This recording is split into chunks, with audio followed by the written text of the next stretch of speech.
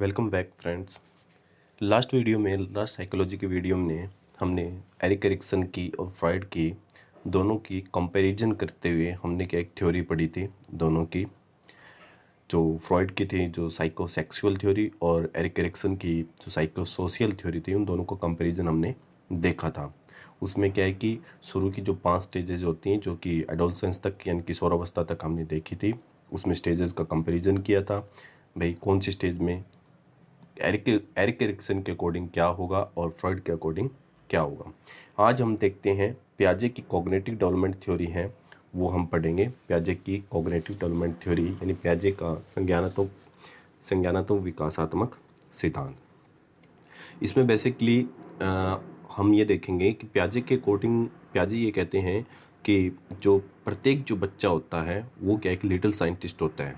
ठीक है, तो उनके अकॉर्डिंग ये है कि जो जो बच्चे का जो डेवलपमेंट होता है, जो विकास होता है, कॉग्निटिव जो डेवलपमेंट होता है, वो क्या होता है स्टेजेस में होता है। तो हम इसमें आज के जो इस वीडियो है इसके अंदर आज हम देखेंगे कि भाई कौन कौन सी स्टेजेस होती हैं और कौन सी प्रोसेस में बच्चे का कॉग्निटिव डेवलपमेंट कैसे होता है, क्या कॉग्निशन कंस्ट्रक्ट होता है। ठीक है, तो हम स्टार्टिंग करते हैं आज। इसमें यह है कि कॉग्निटिव डेवलपमेंट को समझने से पहले हमें यह समझना होगा कि कॉग्निशन है क्या, कि बच्चे का कॉग्निटिव डेवलपमेंट कब कंप्लीट माना जाएगा। तो इसमें यह देखते हैं कि हम सबसे इम्पोर्टेंट होता है क्या चीज़, स्कीमा। क्या होता है स्कीमा। भाई ये स्कीमा क्या होता है, तो पियाजे ये कहता है कि स्कीमा क्या होता है, कि पियाजे के अकॉर्डिंग स्कीमा होता है वो क्या होता है मेंटल स्ट्रक्चर ऑफ नॉलेज। ठीक है ना, मेंटल स्ट्रक्चर ऑफ नॉलेज होता है। क्या होता है स्कीमा, यानी किसी भी ऑब्जेक्ट के या किसी भी थिंग्स के बारे में या एटमॉस्फेयर में जो कुछ भी हम देखते हैं, महसूस करते हैं या जो टच करते हैं या हम उससे काम में लेते हैं, उसको देखकर समझकर या किसी भी तरीके से हम उसकी क्या कोई मेंटल यानी मानसिक स्ट्रक्चर यानी मेंटल स्ट्रक्चर या मानसिक संरचना बनाते हैं, तो वो क्या कहलाता है स्कीमा कहलाता है। अब होता क्या है इसमें कि ये कैसे होता है कि सबसे पहले ये अपडेट स्कीमा है, ये यानी कि ये कह सकते हैं कि ये न्यू स्कीमा है और ये क्या हो जाएगा, सॉरी ये ओल्ड स्कीमा था जिसमें हम क्या करेंगे अपडेट लाएंगे, यानी कि उसको अपडेट करेंगे, नया स्कीमा बनाएंगे। तो ये होता कैसे, यानी कि बच्चे का कोई प्रीवियस स्कीमा है, यानी पहले किसी चीज़ को उसने देखा है, समझा है। ठीक है, उसके अकॉर्डिंग क्या होता है कि पुराने स्कीमा में हम क्या करते हैं एक्मोडेट करते हैं। एक्मोडेट का मतलब हो गया कि कुछ नया क्या करते हैं क्रिएट करते हैं, क्या करते हैं नया क्रिएट करते हैं उस स्कीमा में। एक्मोडेशन के बाद में क्या होता है एसिमिलेशन। अब देखते हैं कि एक्मोडेशन यानी कि एक्मोडेशन को हिंदी में कहते हैं समायोजन करना। एसिमिलेशन का मतलब होता है आत्मसात करना। तो यहाँ से प्रीवियस स्कीमा में पुराने स्कीमा में हमने एक्मोडेशन किया, एसिमिलेशन किया और करने के बाद में पुराने स्कीमा में हमने क्या किया, नए स्कीमा का क्या किया अपडेट किया। तो ये पूरी प्रोसेस क्या कहलाती है इक्विलिब्रेशन कहलाती है। क्या कहलाती है इक्विलिब्रेशन कहलाती है। इक्विलिब्रेशन का मतलब है संतुलनीकरण यानी संतुलन लाना। अब इसको अच्छे से समझने के लिए करते हैं हम इसको यहाँ पर इसके 2 पार्ट बना लेते हैं, एक तो ये वाला पार्ट और एक क्या हो जाएगा ये वाला पार्ट, ये वाला। ठीक है, तो इसमें ये होता है कि हमारे पास में क्या होता है कि कुछ ओल्ड एक्सपीरियंस होते हैं और कुछ क्या होते हैं नए एक्सपीरियंस। यानी ओल्ड एक्सपीरियंस का मतलब ओल्ड स्कीमा, क्या हो जाएगा ओल्ड स्कीमा। अब इस ओल्ड स्कीमा में यानी पुराना कोई स्कीमा बना हुआ है किसी चीज़ को लेकर, किसी वस्तु को लेकर, किसी भी ऑब्जेक्ट को लेकर, उसमें कुछ नया चीज़ अपने को ऐड करनी है या कोई नई चीज़ अपने को देखने को मिल रही है। ठीक है, भाई एक बिल्ली है, 4 पैर हैं, आंखें हैं, पूंछ है, वाइट है।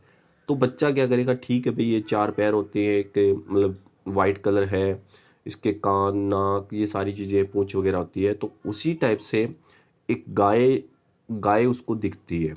तो प्रीवियस स्कीमा क्या बना हुआ है कि भाई जिसके 4 पैर होंगे, एक वाइट कलर होगा, उसके पूंछ होगी, तो ये सारी चीज़ें क्या हो जाएगी एक गाय एक बिल्ली की होगी। अब उसी को क्या है कि सामने एक गाय दिखती है जो कि हाइट में बड़ी है, सारी चीज़ें वैसी है, सिमिलरिटी सेम है, बस उसका जो साइज है वो क्या होता है बड़ा। अब बच्चा क्या हो जाता है, कन्फ्यूजन में आ जाता है। जो कन्फ्यूजन स्टेट होती है, जो कन्फ्यूजन स्टेज होती है, उससे क्या कहा जाता है, डिसइक्विलिब्रियम कहा जाता है। ठीक है, यानी वो क्या एक कन्फ्यूजन में आया, तो वो कन्फ्यूजन में आया तो वो कौन स्टेज कौन सी कहलाएगी, ये क्या होती है, कन्फ्यूजन वाली स्टेज होती है। कौन सी होती है, कन्फ्यूजन वाली स्टेज। अब उसको क्या कन्फ्यूजन से बाहर निकल के और किस में आना है, उसको इक्विलिब्रियम में आना है। तो डिसइक्विलिब्रियम का मतलब हो गया, डिसइक्विलिब्रियम का मतलब हो गया कन्फ्यूजन की स्टेज। डिसइक्विलिब्रियम जिसे असंतुलन कहते हैं, और इक्विलिब्रियम का मतलब हो गया संतुलन।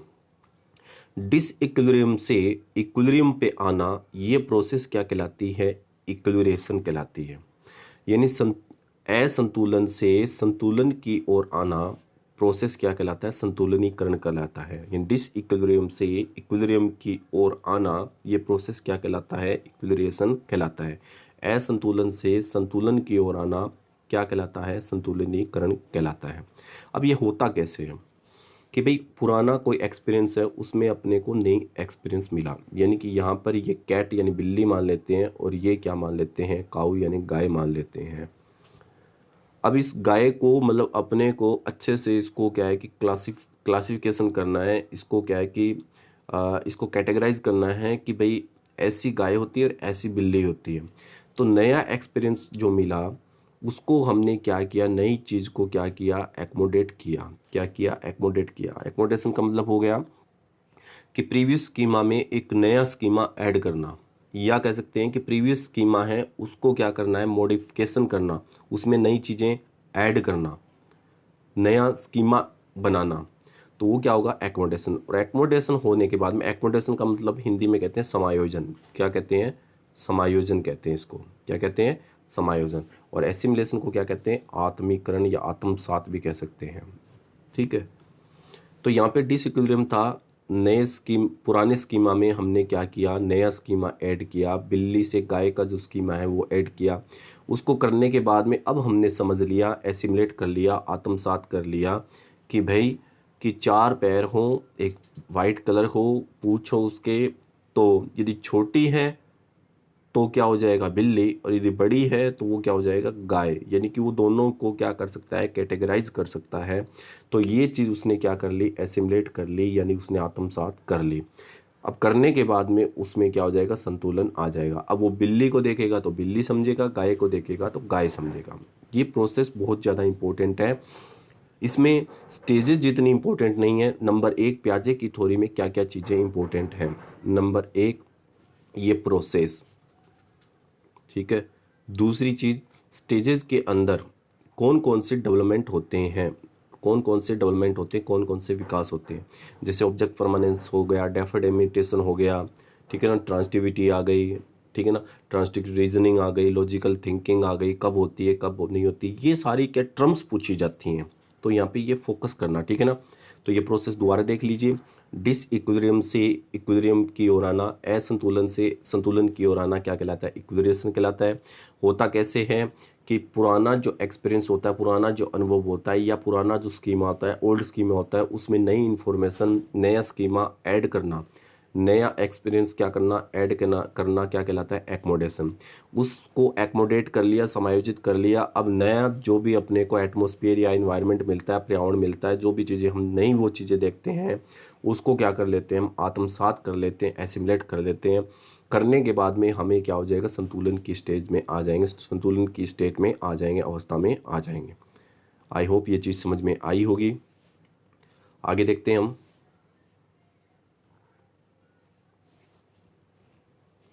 इसको और अच्छे से अपन डिफाइन करते हैं।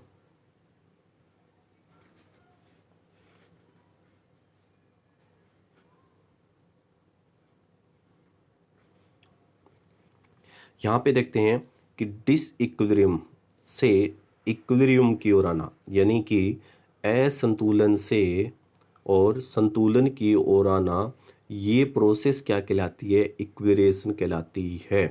अब ये इक्विलिब्रेशन प्रोसेस करने के लिए हमें पहला स्टेप हो गया ये, दूसरा स्टेप हो गया ये। यानी पहले क्या करेगा, एडेप्टेशन करेगा, फिर क्या करेगा, ऑर्गेनाइजेशन करेगा। ठीक है। इक्विलिब्रेशन यानी डिसइक्विलिब्रियम से असंतुलन से संतुलन की ओर आने के लिए हमें सबसे पहले किसी चीज़ को अडेप्ट करना पड़ेगा, फिर उसको ऑर्गेनाइज करना पड़ेगा। यानी कि अडेप्टेशन को कहते हैं अनुकूलन करना, एसिमिलेट को कहते हैं आत्मसात करना, एकोमोडेशन को कहते हैं समायोजित करना, और ऑर्गेनाइजेशन का मतलब समझते हो संगठित करना। यानी किसी चीज़ को हमें क्या करना पड़ेगा, अडेप्ट करना पड़ेगा। क्या करना पड़ेगा, अडेप्ट करना पड़ेगा। ठीक है। तो अडेप्ट करने के लिए इसमें दो चीज़ें आएंगी। जैसे क्वेश्चन में पूछा जा सकता है कि निम्न में से, ठीक है ना, यानी इनमें से इक्विलिब्रेशन प्रोसेस में क्या शामिल है। ऑर्गेनाइजेशन है, डिसइक्विलिब्रियम है, इक्विलिब्रियम है, या एसिमिलेशन है। तो इसमें आंसर क्या हो जाएगा, एसिमिलेशन आ जाएगा। तो कहने का मतलब है इक्विलिब्रेशन जो प्रोसेस है यानी संतुलनीकरण अवस्था है, तो उसमें दो चीज़ें आएंगी। यानी इक्विलिब्रेशन के लिए हमें एडेप्टेशन करना पड़ेगा, प्लस में ऑर्गेनाइजेशन करना पड़ेगा, तभी ये दोनों चीज़ कंप्लीट होने के बाद में इक्विलिब्रेशन होगा। अब एडेप्टेशन में भी दो चीज़ें आती हैं, नंबर एक एसिमिलेशन और दूसरा क्या आता है, एकोमोडेशन। बात समझ में आई। तो एसिमिलेशन क्या होता है, एकोमोडेशन क्या होता है, ऑर्गेनाइजेशन क्या होता है, ये चीज़ें हम आगे वाली स्लाइड पे समझते हैं। तो यहाँ पे ये समझना जरूरी है कि डिसइक्विलिब्रियम से इक्विलिब्रियम की ओर आना जो प्रोसेस है वो क्या कहलाती है, इक्विलिब्रेशन। और इक्विलिब्रेशन के लिए पहले इस स्टेप पे जाएंगे, फिर उसके बाद में इस स्टेप पे जाएंगे, जाने के बाद में ही क्या होती है, इक्विलिब्रेशन होती है। अब आगे हम समझते हैं ये होता क्या है भाई। स्कीमा क्या होता है, एसिमिलेशन क्या होता है, एकोमोडेशन क्या होता है, ऑर्गेनाइजेशन क्या होता है, डिसइक्विलिब्रियम। तो सबसे पहले हम डिसइक्विलिब्रियम क्या होता है, ये क्या होती है, कन्फ्यूजन स्टेट होती है। क्या होती है, कन्फ्यूजन। यानी एक ऐसी मेंटल स्टेट, यानी एक ऐसी मानसिक अवस्था जिसमें बच्चे को ये क्या होती है, कन्फ्यूजन होती है। और उस कन्फ्यूजन को बैलेंस करना यानी कि उसका संतुलन में लाना, वो क्या कहलाता है, इक्विलिब्रियम। यानी कन्फ्यूजन से बैलेंस की ओर आना क्या कहलाता है, यानी कि डिसइक्विलिब्रियम से इक्विलिब्रियम की ओर आना क्या कहलाता है, इक्विलिब्रेशन कहलाता है, यानी कि संतुलनीकरण कहलाता है। उसके बाद में स्कीमा क्या होता है, स्कीमा क्या होता है, ए मेंटल स्ट्रक्चर ऑफ नॉलेज। यानी कि किसी भी नॉलेज की, ज्ञान की जो मानसिक संरचना होती है, मेंटल स्ट्रक्चर होती है, वो क्या कहलाती है, स्कीमा। क्या कहलाती है, स्कीमा। जैसे हमने क्या है कि उस बिल्ली को देखा, बिल्ली देखने के बाद में हमने क्या स्ट्रक्चर बना ली, एक मानसिक संरचना बना ली कि भाई ये चीज़ ऐसे ऐसे ऐसे होती है, तो ये क्या होती है, बिल्ली होती है। तो हमने क्या मेंटल स्ट्रक्चर है जो हमने नॉलेज उस बिल्ली को देख के लिया है, उसकी क्या है, हमने क्या कर ली, एक स्ट्रक्चर है वो दिमाग में बना ली। एसिमिलेशन क्या होता है कि add new information in previous schema. Previous schema में नई इन्फॉर्मेशन को ऐड करना, यहाँ पर दोनों में गड़बड़ हो जाती है, दोनों को समझ लेना अच्छे से। एकोमोडेशन में तो क्या होगा, नया स्कीमा क्रिएट किया जाएगा, नया स्कीमा क्या है, बनाया जाएगा। और यहाँ पर क्या होगा, इन्फॉर्मेशन को क्या किया जाएगा, ऐड किया जाएगा। दोनों में अंतर है।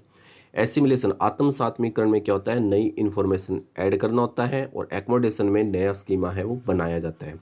उसके साथ में एकोमोडेशन में क्या होता है, मॉडिफाई किया जाता है, प्रीवियस स्कीमा को करेक्ट किया जाता है। यानी कि बिल्ली को हमने क्या, गाय को भी बिल्ली समझा था, उसको हमने क्या किया, करेक्ट किया, यानी सही किया उसको। उसके बाद में क्या है, एडजस्ट किया जाता है किसको, प्रीवियस स्कीमा को, और नया स्कीमा क्या किया जाता है, ऐड किया जाता है। तो इसको थोड़ा दोबारा समझते हैं। एसिमिलेशन में क्या होता है, एसिमिलेशन में क्या होता है कि प्रीवियस स्कीमा यानी पुराना जो स्कीमा होता है, ओल्ड स्कीमा होता है, उसमें नई इन्फॉर्मेशन ऐड की जाती है। एकोमोडेशन में क्या किया जाता है, मॉडिफाई किया जाता है, करेक्ट किया जाता है, किसको किया जाता है, प्रीवियस स्कीमा को, और नया स्कीमा है वो क्रिएट किया जाता है। अब उसमें देखिए कि एसिमिलेशन और एकोमोडेशन दोनों को ऐड कर देते हैं, जोड़ देते हैं, तो क्या चीज़ बनती है, एडेप्टेशन बनता है। क्या बनता है, एडेप्टेशन बनता है, एडेप्टेशन बनता है। और एडेप्टेशन इन दोनों प्रोसेस से मिलकर ही बनता है। और एडेप्टेशन और ऑर्गेनाइजेशन दोनों को मिला देते हैं, दोनों को मिला देते हैं तो क्या बन जाती है, इक्विलिब्रेशन प्रोसेस बन जाती है, संतुलनीकरण में बन जाती है। ऑर्गेनाइजेशन क्या होता है, अरेंज कैटेगराइज्ड ओल्ड और न्यू स्कीमा। यानी पुराना जो स्कीमा है उस और नया स्कीमा है, दोनों को क्या करना, कैटेगराइज करना। क्या करना, कैटेगराइज करना, यानी कि दोनों में अंतर करना, डिफरेंस देखना कि भाई ये गाय है और ये बिल्ली है। जब ये चीज़ें कर लेते हैं तो हमने क्या कर लिया, ऑर्गेनाइज कर लिया पुराने स्कीमा और नया स्कीमा को। और ये मैंने बताई दिया कन्फ्यूजन और बैलेंस। तो यहाँ पर ये जो जो ये वर्ड टर्मिनोलॉजी है ये बहुत बहुत बहुत ज़्यादा important, most important, very important कह सकता हूँ। ठीक है ना, तो अच्छे से इसको समझना है। उसके बाद में देखते हैं स्टेजेस के अकॉर्डिंग कि इन प्याजे के कॉग्निटिव डेवलपमेंट के स्टेजेस में कैसे उसको डिफाइन किया गया है, तो वो देखते हैं। पहली स्टेज आती है सेंसरी मोटर स्टेज, जिसे कहा जाता है संवेदीय प्रक्रिया अवस्था या संवेदीय अवस्था कहा जाता है हिंदी में। और ये जन्म से 2 वर्ष तक। देखिए यहाँ पर सबसे पहले क्या है कि जन्म से 2 वर्ष तक, ये याद रखिए, फिर 2 से 7, फिर 7 से 11 और फिर 12 से आगे। 0 से 2, 2 से 7, 7 से 11 और 12 से आगे। पहली को सेंसरी मोटर स्टेज, दूसरी को प्री ऑपरेशनल स्टेज, और उसके बाद में कॉन्क्रीट ऑपरेशनल स्टेज, फिर फॉर्मल ऑपरेशनल स्टेज। ये 4 स्टेज है, सेंसरी मोटर स्टेज। और मैं इंग्लिश में इसलिए टर्म बता रहा हूँ कि जो पेपर होता है वो क्या होता है, ट्रांसलेट होता है इंग्लिश टू हिंदी। तो उसमें क्या होती है, वर्ड्स में क्या हो जाता है, हमारे कन्फ्यूज़न हो जाता है कि बुक में हमने क्या पढ़ा है और इसमें कुछ और दिया होता है। तो इसलिए यदि ज़्यादातर जो टर्म्स है या वर्ड है वो यदि इंग्लिश में हम पढ़ते हैं, ध्यान में रखते हैं, तो अच्छा रहेगा, फ़ायदे में रहेंगे। तो पहली सेंसरी मोटर स्टेज जिसे संवेदी अवस्था कहा जाता है, फिर प्री ऑपरेशनल स्टेज जिसे पूर्व संक्रियात्मक, फिर मूर्त संक्रियात्मक, और फॉर्मल स्टेज को कहा जाएगा, जो भी है लास्ट किशोर अवस्था वाली फॉर्मल स्टेज होती है। ठीक है ना, इसका देख लेना फॉर्मल ऑपरेशनल स्टेज को हिंदी में क्या कहते हैं। तो इसमें हमने देख लिया कि बच्चा यहाँ पे क्या कर रहा है, सेंस ऑर्गन यानी अपने मुंह से क्या कर रहा है, इस चीज़ को पी रहा है या चख रहा है, टेस्ट कर रहा है। यहाँ पे बच्चे के देखिए कि यहाँ पे लैंग्वेज डेवलपमेंट यानी भाषा का विकास हो रहा है। बच्चा इसको देख के बोल रहा है, क्या कर रहा है, बोल रहा है। उसके बाद में ये जो दोनों चीज़ें हैं इनमें कंपेरिजन करने की कोशिश कर रहा है, लेकिन यहाँ पे ये जो ऑब्जेक्ट है, दोनों ऑब्जेक्ट इसके पास में है, यानी कॉन्क्रीट है, मूर्त चीज़ें हैं, मूर्त अवस्था में। और यहाँ पे बच्चा क्या कर रहा है, थिंकिंग कर रहा है, सोच रहा है, हाइपोथेसिस बना रहा है। ठीक है ना, हाई हाई थिंकिंग कर रहा है। तो यहाँ पे इंपॉर्टेंट, यहाँ पे सेंस ऑर्गन काम में लिए जाएंगे, यहाँ पे लैंग्वेज काम में ली जाएगी, यहाँ पे कॉन्क्रीट या मूर्त वस्तुएं काम में ली जाएगी, और यहाँ पे अमूर्त वस्तुएं काम में ली जाएगी। नेक्स्ट चलते हैं अपन स्टेजेस में, देखते हैं।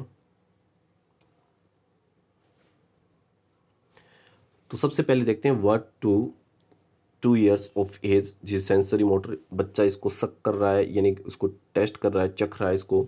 तो देखिए इसमें क्या होता है कि child mental development which is mainly involve sensation, यानी कि जो ज्ञानेंद्रियां होती हैं, जो सेंस ऑर्गन होते हैं, उनसे क्या है बच्चे का क्या होता है, डेवलपमेंट होता है इस स्टेज में, फर्स्ट स्टेज में। उसके साथ में मोटर स्किल, यानी कि मोटर स्किल का मतलब समझ लीजिए कि इसने हाथ जो काम में ले रहा है, नंबर 1 ये मोटर डेवलपमेंट, मोटर स्किल हो गया। उसके साथ में इसको क्या है कि खा रहा है या टेस्ट कर रहा है, ठीक है ना, जो भी इसको चख रहा है, तो ये क्या हो गया, सेंस ऑर्गन हो गया। यानी सेंस ऑर्गन प्लस में मोटर स्किल दोनों काम में लेगा तो वो कौन सी होगी, सेंसरी मोटर स्टेज होगी। इसमें कौन कौन सी चीज़ें आती हैं, इसमें बच्चा हियर सुनता है, साइट देखता है, फील महसूस करता है, टेस्ट करता है, मूव यानी कि मूव का मतलब हो गया मोटर स्टेज, कौन सी हो गई, मोटर स्टेज। मैनिपुलेट करता है, अप डाउन करता है कि कौन किसी चीज़ को ऊपर नीचे उछालना, फेंकना वगैरह, बाइट खाना, च्विंग, ये सारी चीज़ें होती हैं किसमें, सेंसेस ऑर्गन में, या मोटर जो स्किल्स हैं वो काम में लेता है बच्चा।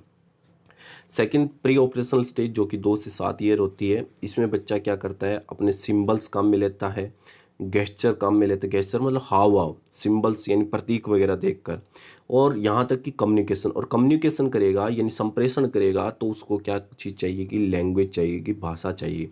तो यहाँ पर बच्चे का भाषा विकास हो जाता है। ठीक है, उसके बाद में कॉन्क्रीट ऑपरेशनल स्टेज में क्या होता है कि बच्चा क्या करता है, लॉजिकल रीजनिंग है वो स्टार्ट कर देता है, लेकिन उसके वस्तुएं उसके सामने होनी चाहिए, यानी कि जो भी ऑब्जेक्ट होंगी वो क्या होनी चाहिए, कॉन्क्रीट होनी चाहिए, मूर्त रूप में होनी चाहिए। ठीक है, उसके साथ में फिर जो लास्ट स्टेज आती है फॉर्मल ऑपरेशनल स्टेज, इसमें बच्चा क्या करता है, हाई थिंकिंग करता है, रीजनिंग करता है, और ये क्या करता है, अमूर्त यानी एब्स्ट्रैक्ट जो ऑब्जेक्ट होता है या एब्स्ट्रैक्ट थिंकिंग करता है। नेक्स्ट देखते हैं अपन यहाँ पे इमिटेशन इन इन इन्फेंट, यानी कि देखते हैं कि नवजात शिशु होता है या जो कह सकते हैं इन्फेंट जो बच्चा होता है, नवजात शिशु यानी 6 महीने तक, वो क्या करता है बच्चा कि जैसे ये अपनी डंक को, जीव को बाहर निकाल रहा है तो ये भी निकाल रहा है, ये अपने मुंह को खोल रहा है तो ये भी खोल रहा है, ये अपने मुंह को बंद कर रहा है, ऐसे मुंह बना रहा है तो ये भी बना रहा है। तो इसको क्या कहते हैं? इमिटेशन कहते हैं, अनुकरण कहते हैं, नकल करना कहते हैं। तो नवजात शिशु जो छोटा बच्चा होता है बिल्कुल, वो क्या करता है, जो इमिटेशन करता है वो किस टाइप से करता है? इस टाइप से। एक होता है डेफर्ड इमिटेशन।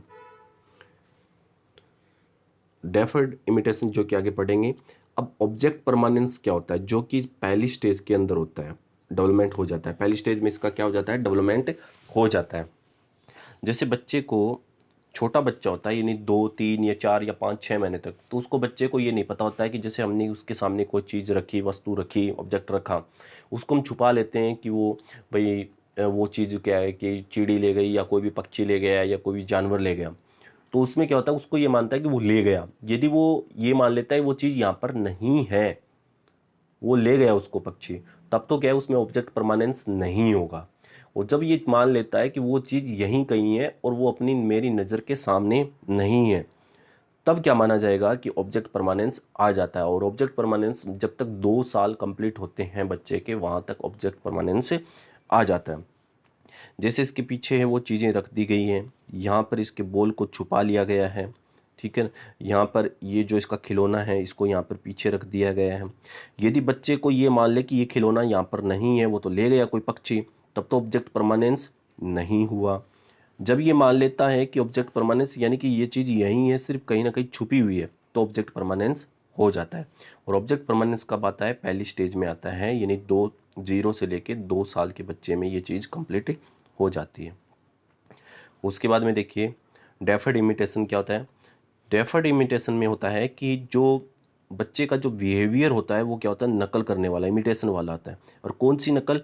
जो कि सीन यानी पहले उसने बिफोर यानी पहले उसने देखी हुई है कोई चीज़। जैसे जो पेरेंट्स होते हैं, गार्डियन होते हैं, वो क्या करते हैं कि किसी भी चीज़ को, यदि कोई शर्ट, जैसे पापा शर्ट पहनते हैं तो वो भी क्या है कि कोशिश करता है कि उस तरीके से पहनना, खाना खाते हैं उसकी नकल करना, यानी वो यदि माँ बाप वहाँ पर नहीं है तो भी क्या है, उसकी नकल करना, वो क्या होता है? डेफर्ड इमिटेशन होता है। तो डेफर्ड इमिटेशन है वो भी किस में आता है? फर्स्ट स्टेज में आता है। उसके बाद में देखते हैं ईगोसेंट्रिज्म। ईगोसेंट्रिज्म का मतलब हो गया कि जिस पर्सपेक्टिव में, जिस तरीके से मैं सोच रहा हूँ वो सामने वाला भी यही सोचता है, ठीक है ना भाई। यदि इस बच्चे को कहा जाए तो ये क्या कहेगा कि इसके पीछे ये है, तो वो ये क्या कहेगा कि 2 ही माउंटेन है, ठीक है ना। लेकिन एक्चुअली में इसको देख रहा है कि एक ये हो गया, एक ये हो गया और एक ये हो गया। तो ये मानता है कि मेरे हिसाब से ये 2 हैं, तो इसके हिसाब से भी ये कितने हैं? 2 ही हैं। इसे क्या कहा जाता है? ईगोसेंट्रिज्म कहा जाता है। उसके बाद में देखिए कंजर्वेशन क्या होता है। पियाजे के अकॉर्डिंग कंजर्वेशन क्या होता है? कंजर्वेशन को हिंदी में कहते हैं, और ईगोसेंट्रिज्म में हिंदी में कह देता हूँ अहम केंद्रितावाद कहा जाता है। कंजर्वेशन को क्या कहते हैं? संरक्षण। क्या कहा जाता है? संरक्षण कहा जाता है।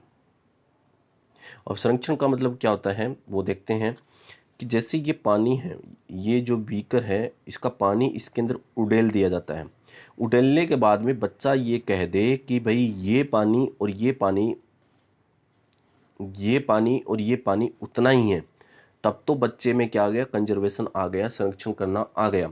यदि वो कह दे कि इसमें पानी थोड़ा है और इसमें पानी ज़्यादा है, तो उसमें कंजर्वेशन नहीं हुआ, ठीक है। नेक्स्ट चलते हैं। फर्स्ट स्टेज आती है अपनी सेंसरी मोटर स्टेज। अब इसमें ये देखेंगे कि इस स्टेज के अंदर, इस स्टेज में भाई कौन कौन सी डेवलपमेंट बच्चे में होता है। तो पहला देखते हैं कि रिफ्लेक्स एक्शन एंड हो जाते हैं, ठीक है ना। रिफ्लेक्स एक्शन है वो क्या हो जाते हैं? इसमें एंड हो जाते हैं।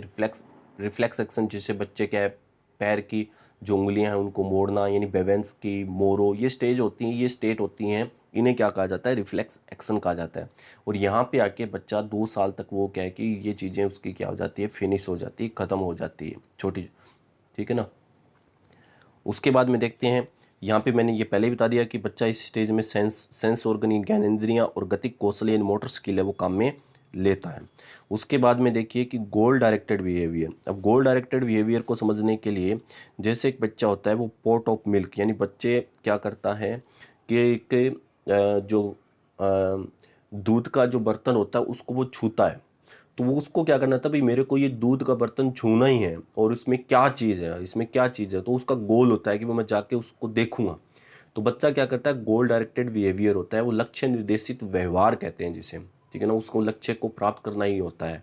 अब उसके बाद में छूने के बाद में उसको पता चलता है ये तो गर्म है पतीला, या कह सकते हैं कि भी उसमें ये उसको छूने के बाद में गर्म लगा, फिर हाथ हटा लेता है।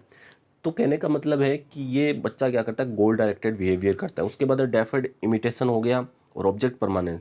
तो यहाँ पर ये इंपॉर्टेंट है, तो deferred object permanence first stage में होता है। गोल डायरेक्टेड बिहेवियर कौन सी स्टेज में होता है, फर्स्ट स्टेज में होता है। रिफ्लेक्स एक्शन का एंड किस में होता है, इसमें सेंसरी मोटर स्टेज में होता है। और डेफर्ड इमिटेशन भी किस में होता है, सेंसरी मोटर स्टेज में होता है। नेक्स्ट जो अपनी सेकंड स्टेज है, प्री ऑपरेशनल स्टेज, इसमें देखिए कि प्री ऑपरेशनल, प्री का मतलब हो गया प्रीवियस यानी पहले, और ऑपरेशन का मतलब लॉजिकल थिंकिंग, यानी जो बच्चा लॉजिकल थिंकिंग करता है उससे पहले वाली जो स्टेज है वो कौन सी कहलाती है, प्री ऑपरेशनल स्टेज। तो इसके बाद वाली स्टेज कौन सी कहलाएगी, जिसमें बच्चा लॉजिकल थिंकिंग करना स्टार्ट कर देता है, तो वो कौन सी स्टेज होगी, कॉन्क्रीट ऑपरेशनल स्टेज होगी। यानी कॉन्क्रीट ऑपरेशनल स्टेज से पहले कौन सी आती है, प्री ऑपरेशनल स्टेज। और कॉन्क्रीट ऑपरेशनल स्टेज में लॉजिकल थिंकिंग करना स्टार्ट कर देता है, बट लॉजिकल थिंकिंग करेगा लेकिन वो सिर्फ क्या है, जो कॉन्क्रीट जो ऑब्जेक्ट होंगे यानी मूर्त जो वस्तुएं होंगी उन पर करेगा, ठीक है ना। एब्स्ट्रैक्ट थिंग पे या एब्स्ट्रैक्ट ऑब्जेक्ट के ऊपर वो नहीं करेगा। तो यहाँ पे देखते हैं child is back from logical thinking. यहाँ पे बच्चा क्या होता है, पीछे होता है, लॉजिकल थिंकिंग नहीं कर पाता है इस स्टेज के अंदर। दूसरी बात, इसमें और कौन सा डेवलपमेंट होता है, ट्रांसडेक्टिव रीजनिंग, यानी कि ट्रांसडेक्टिव रीजनिंग करता है। ट्रांसडेक्टिव रीजनिंग का मतलब हो गया इलॉजिकल, इलॉजिकल का मतलब हो गया लॉजिकल थिंकिंग कौन से में करता है, थर्ड स्टेज में करता है। इलॉजिकल थिंकिंग कौन से में करता है, सेकंड स्टेज में करता है। और इलॉजिकल थिंकिंग को क्या क्या कहा जाता है, ट्रांसडेक्टिव रीजनिंग कहा जाता है। यानी बच्चे का कोई भी थिंकिंग तो करेगा, देखिए तीन तरीके की। पहली थिंकिंग कौन सी, इलॉजिकल थिंकिंग, जो कि सेकंड स्टेज में होते हैं। फिर क्या होता है, लॉजिकल थिंकिंग, जो कि थर्ड स्टेज में होता है। लेकिन थर्ड स्टेज में लॉजिकल थिंकिंग स्टार्ट हो जाती है, लेकिन उसमें मूर्त वस्तुएं होती हैं या जो कॉन्क्रीट ऑब्जेक्ट होता है उस पर होता है। और थर्ड में, फोर्थ जो लास्ट स्टेज होती है उसमें क्या होता है, एब्स्ट्रैक्ट थिंकिंग के ऊपर वो क्या कर सकता है, लॉजिकल थिंकिंग कर सकता है या रीजनिंग कर सकता है, जो कि हाई लेवल की होती है। तो यहाँ पे देखिए पहली चीज़ तो क्या किया हमने कि भाई ट्रांसडेक्टिव रीजनिंग आता है, यानी कि इलॉजिकल थिंकिंग करता है, एनिमिज्म कर लेता है, इरिवर्सिबिलिटी इसमें होती है, centration, lack of conservation, conservation मैंने बताया था पानी वाला वाटर वाला सिस्टम था। उसके बाद ईगोसेंट्रिज्म, यानी कि ये जो डेवलपमेंट बच्चे में होता है, और ये सेकंड स्टेज इंपॉर्टेंट है अपने आप में बहुत ज़्यादा। इलॉजिकल थिंकिंग करता है बच्चा, इरिवर्सिबिलिटी कर लेता है, एनिमिज्म कर लेता है, ईगोसेंट्रिज्म कर लेता है, सेंट्रेशन आ जाता है या लैक ऑफ कंजर्वेशन होता है। अब देखिए इसको, इलॉजिकल थिंकिंग मैंने बता दिया। इरिवर्सिबिलिटी क्या होता है, इरिवर्सिबिलिटी क्या होता है कि जैसे बच्चे को अपने ने उसके पेरेंट्स हैं वो स्कूल के अंदर छोड़ के आते हैं, उसको बाई फुट उसको छोड़ के आते हैं, यानी पैदल चला के उसको छोड़ के आते हैं। और वो चला तो जाता है, लेकिन उसको कहते हैं कि बेटा तू वापिस आ जाना, तो वो क्या करेगा, मना करेगा, नहीं पापा मैं नहीं आ सकता। क्यों, क्योंकि उसको क्या है कि वो इस तरीके की थिंकिंग नहीं कर पाता है, वो लॉजिक नहीं लगा पाता है कि वो रिवर्सिबल नहीं होता है, यानी वापिस उस चीज़ को नहीं सोच पाता है कि भाई कौन से रास्ते से आया था, कौन से में टर्न करना है, कौन सी गली में जाना है। तो कहने का मतलब वो इरिवर्सिबल होता है, यानी वो रिवर्सिबिलिटी उसके अंदर नहीं आ पाती है। एनिमिज्म का मतलब हो गया कि सारी चीज़ें वो क्या चीज़ें, लिविंग थिंग्स है, सारी चीज़ें क्या है इस धरती पर जितनी भी चीज़ें हैं वो क्या है, मूर्त रूप में है सारी चीज़ें। जैसे हैरी पॉटर की मूवी थी, हैरी पॉटर में क्या है वो झाड़ू के ऊपर बैठ कर वो घूमता रहता था। तो कहने का मतलब है, एनिमिज्म का मतलब वो क्या है कि जो जो मून होता है, चंद्रमा होता है, वो ये सोचता है कि ये चंद्रमा मामा है, यानी कि जीवित है। वो जीववाद की जो एनिमिज्म की जो थिंकिंग है वो भी सेकंड स्टेज में आती है। इरिवर्सिबिलिटी सेकंड स्टेज में आती है। ट्रांसडेक्टिव रीजनिंग या फिर इलॉजिकल थिंकिंग सेकंड स्टेज में आती है। ईगोसेंट्रिज्म मैंने बताया था, अहम केंद्रितवाद, ये भी सेकंड स्टेज में आता है। सेंट्रेशन जो कि लैक ऑफ कंजर्वेशन, यानी कि वो ये नहीं कर पाता है कि एक पानी का एक बर्तन है उसका दूसरे बर्तन में डाल देते हैं तो वो कंजर्वेशन नहीं कर पाता है, यानी सेंट्रेशन कर लेता है कि भाई इतना पानी इसमें है तो ये पानी उसमें जाएगा तो पानी का लेवल बढ़ गया तो वो पानी ज़्यादा हो गया, तो वो उसको कंजर्व नहीं कर पाता है। थर्ड स्टेज देखते हैं अपन, कॉन्क्रीट ऑपरेशनल स्टेज, जिसमें क्या होता है बच्चा लॉजिकल थिंकिंग स्टार्ट करना कर देता है, रिवर्सिबिलिटी आ जाती है जो कि सेकंड स्टेज में नहीं होती है, डिसेंट्रेशन का मतलब हो गया वो कंजर्वेशन करना स्टार्ट कर देता है, लॉजिकल थिंकिंग करना स्टार्ट कर देता है। लेकिन यहाँ पे देखिए वो कॉन्क्रीट यानी मूर्त वस्तुएं हैं उन पर ही वो कर सकता है, रिवर्सिबिलिटी आ जाती है, कंजर्वेशन आ जाता है, ठीक है। उसके बाद में क्लासिफिकेशन कर सकता है यानी वर्गीकृत कर सकता है वस्तुओं को, लेकिन उनकी प्रॉपर्टी यानी मूर्त रूप में। उसके बाद सीरियसन यानी सीरियल से लगा सकता है किसी भी वस्तुओं को, भाई ये चीज़ इस चीज़ के बाद में ये आएगी, इसके बाद जैसे क्या कि सबसे पहले बिल्ली को रख सकते हैं, उसके बाद कुत्ते को रख सकते हैं, उसके बाद घोड़े को रख सकते हैं, उसके बाद में हाथी को रख सकते हैं, तो ये चीज़ कर सकता है। ट्रांजिटिविटी कर लेता है, ट्रांजिटिविटी का मतलब हो गया कि किसी भी ऑब्जेक्ट को या किसी भी वस्तु को वो रिलेशन कर सकता है, रिलेशन बना सकता है, संबंध बना सकता है, किसी भी चीज़ का संबंध बना सकता है, ठीक है। तो कॉन्क्रीट ऑपरेशनल स्टेज में क्या क्या आएगी, लॉजिकल थिंकिंग कर लेगा बच्चा, रिवर्सिबिलिटी कर लेगा, सेंट्रेशन हो डिसेंट्रेशन यानी कि कंजर्वेशन कर लेगा, क्लासिफिकेशन कर सकता है, सीरियसन कर सकता है, ट्रांजिटिविटी भी कर सकता है। ट्रांजिटिविटी का मतलब हो गया रिलेशन बनाना। लास्ट जो स्टेज है अपनी वो कौन सी आती है, वो आती फॉर्मल ऑपरेशनल स्टेज, जो कि यहाँ पर 2 से 7 लिखा हो, 2 से 7 नहीं है भैया, ये क्या हो जाएगा 11 से या 12 से आगे, ठीक है ना।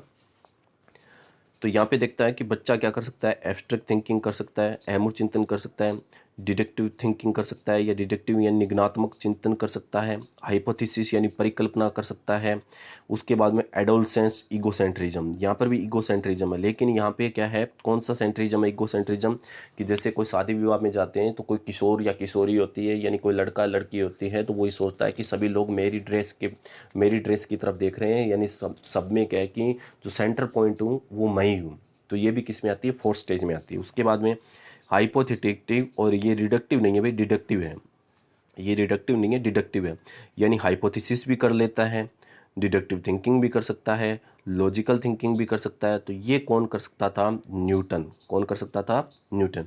जैसे न्यूटन ने सोचा कि जो एप्पल है वो ऊपर से गिर रहा है और वो नीचे की ओर क्यों रहा है, ऑब्वियसली ग्रेविटेशन होता है, लेकिन इस ग्रेविटेशन के बारे में सबसे पहले ऐसी हाइपोथेसिस बनाना कि भाई ऐसे सेव नीचे क्यों आ रहा है, और ये आ रहा है तो क्यों आ रहा है, और ये किस इसका रीज़न क्या है। उसके बाद में इसके बारे में लॉजिकल थिंकिंग करना, या कह सकते हैं इसमें कह सकते हैं कि डिडक्टिव रीजनिंग करना। तो ये सारी किस्में आती हैं अपने फोर्थ स्टेज, जो अपनी फॉर्मल ऑपरेशनल स्टेज होती है इसमें आती है, जो कि न्यूटन माना जाता है। यहाँ पर अपना ये कंटेंट फिनिश होता है।